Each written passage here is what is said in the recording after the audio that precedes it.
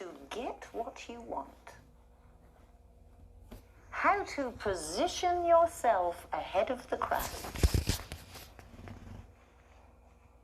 It was not exactly what I expected. Oh, it certainly was a great adventure. I didn't get paid as much as I normally do, but some of the best rewards in life are not necessarily financial. But without a doubt, the highlight of my 3-week speaking tour of South Africa was the weekend we went to the game park. Now, it's not at all like a zoo, and even though you get covered in dust from head to foot, it's hardly roughing it. The trekkers had been out for an hour by the time I got up for my 6:30 a.m. cafe au lait. We bundled up in layers of clothes and we went out in these big high jeeps to see the animals. And they were just as magnificent as you would imagine. We saw the elephants, the rhinos, the zebra, the giraffe, the ostrich. I felt a little guilty about the ostrich. We'd eaten one of his relations for dinner a couple of nights before. But what I found most surprising, when the animals stood perfectly still, you could hardly see them. They were camouflaged. Now, that didn't surprise me with the elephants or animals who were all one color. But something as distinctive as a zebra. And on reflection, I realized what keeps them alive in their jungle can get us eaten alive in ours. Although at times it might be appropriate to fade into the background, if you want to position yourself ahead of the crowd, you have to be noticed, distinctive, and memorable. Now, it doesn't matter what leadership position you are in, you need to be noticed. You need to be remembered. Now, I am frequently asked, how do I know what I want for my life or my career? We understand what you speakers tell us. Write down your goals, make them challenging, make them attainable, make them measurable, make them co-authored. But how on earth do I know what I want? And if you do not know exactly what you want, don't panic, you're like most people.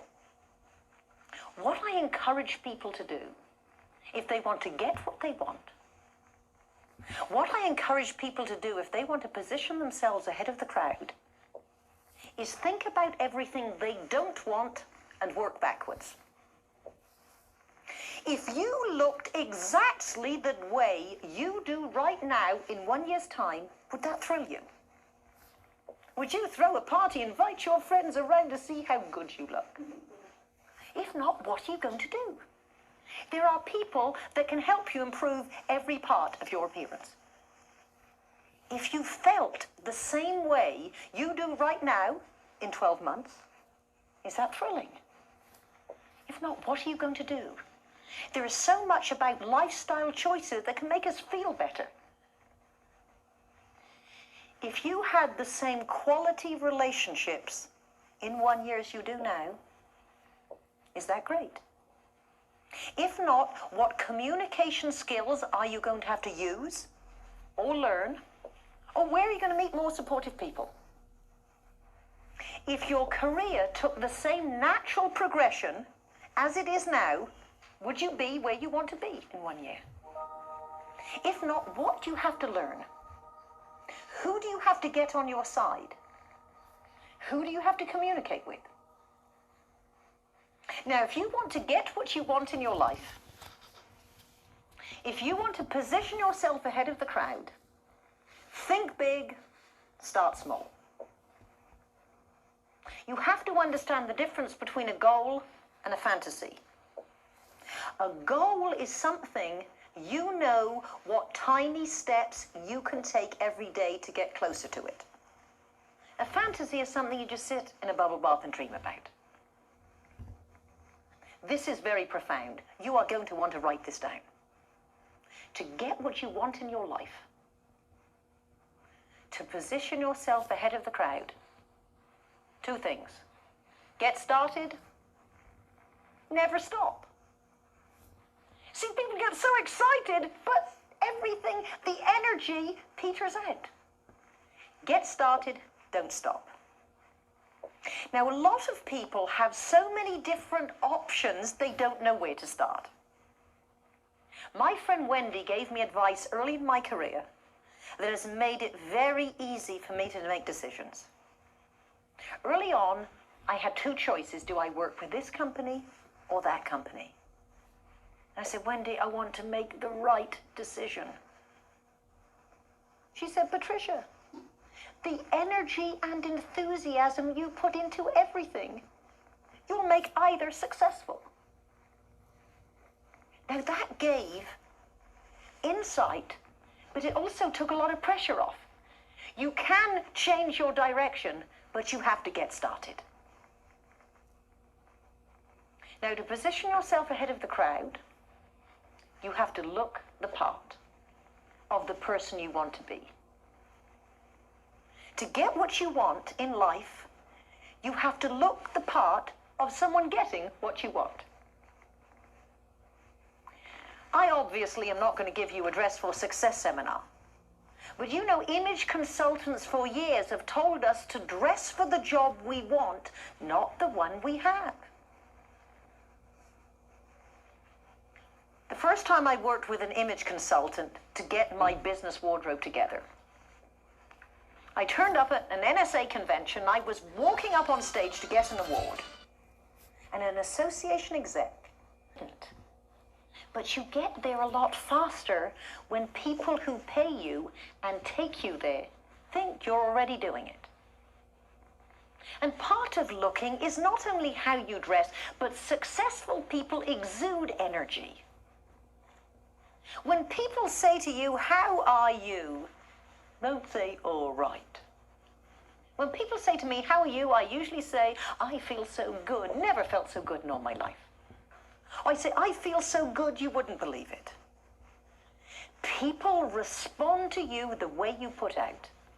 And whether they are pumping your gas, checking you in at an airline counter, or writing you a paycheck, when people consider you a pleasure to be around, that's almost like money in the bank.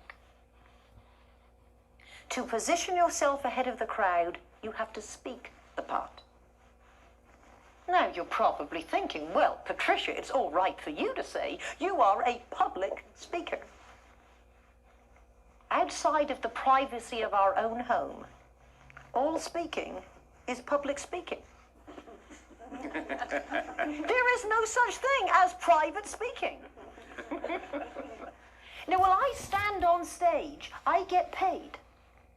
But do you realize if you went up to somebody at the Cheese Dip, at the Chamber of Commerce mixer, and started a conversation, and you do business with that person, that 10-minute public speech could be worth more to you than me standing on stage, speaking to 9,000 people. Don't tell me it isn't a public speech that is paid.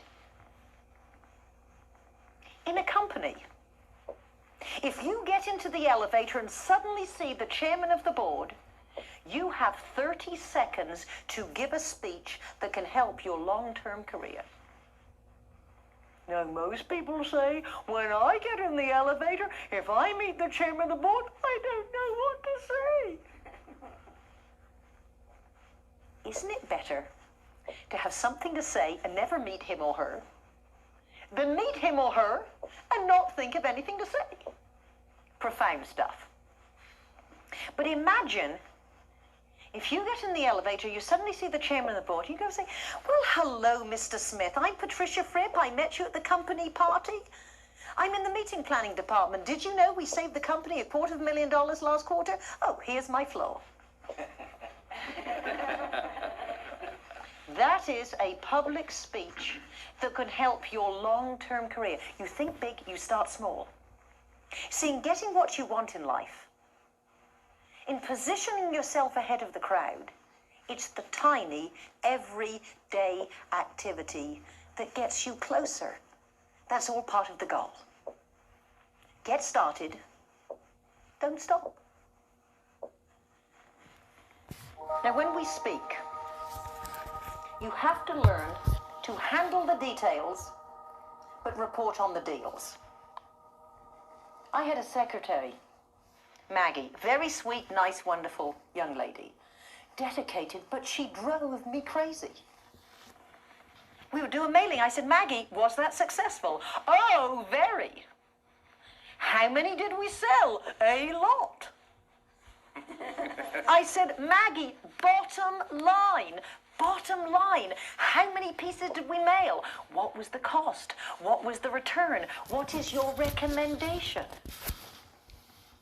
She's not working with me anymore because she handled the details. But you really get paid when you have the overview. You look at the deals. Young lady who knew this, used to work for me, now has another job.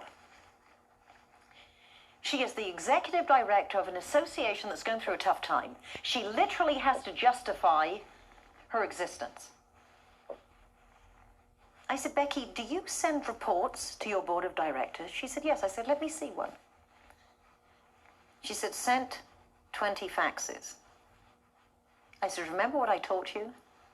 Handle the details, report on the deals. What you actually did was not send 20 faxes. You personally invited 20 Ford dealers to hear our Ford speaker. 14 people attended at a profit of so much to our association. Yes, you have to handle the details, but how you justify your position and position yourself ahead of the crowd is the bottom line, report on the deals. You position yourself ahead of the crowd by dealing with strength. Strength is who you are and who you are perceived to be. I have a friend, Judy Mario. She used to be in the convention and special event business in Las Vegas. Burton Cohen, who was the general manager of the Desert Inn under Howard Hughes, once said, if you want the possible done, you can hire anybody. If you want the impossible done, you have to call Judy Mario. Do you understand when people think that about you? You are positioned ahead of the crowd. There is no competition. When people think this about you, you can get what you want because there is no competition. Now, doing the impossible isn't really doing the impossible. It's just doing things that other people think they can't do. I was sitting next to a gentleman on an airplane. He said, I had to deliver an 18-page dull report. I went to a young lady in our publicity department and said, help.